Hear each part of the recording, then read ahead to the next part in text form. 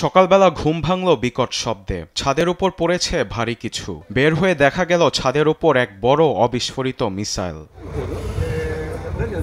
স্থানীয় সময় মঙ্গলবার রাতে ইসরায়েলের উপর মিসাইল হামলা চালায় ইয়েমেনের হুথি সংগঠন।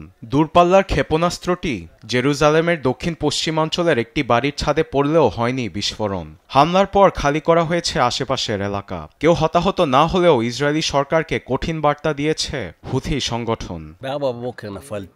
ভোর 4টার দিকে বাসার উপর একটি মিসাইল পড়ে, এতে আমার ঘুম ভেঙে যায়। এই ঘটনায় আমি ভাগ্যক্রমে বেঁচে যাই।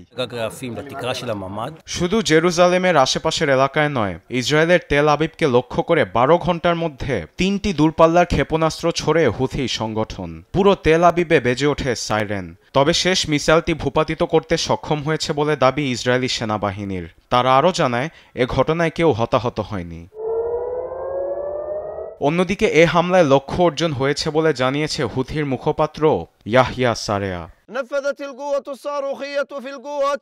ইসরায়েলি প্রতিরক্ষা মন্ত্রণালয়কে লক্ষ্য করে আমরা দূরপাল্লার ক্ষেপণাস্ত্র প্যালেস্টাইন 2 ছুড়েছি। সৃষ্টিকর্তার সহায়তায় ক্ষেপণাস্ত্রটি প্রতিরক্ষা ভেঙে লক্ষ্যবস্তুতে আঘাত এনেছে।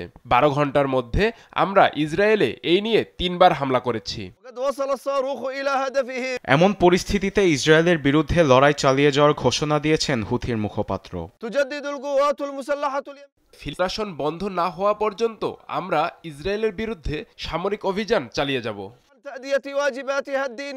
আরবিদ আফসার, নিউজ ডেস্ক, দেশ টিভি।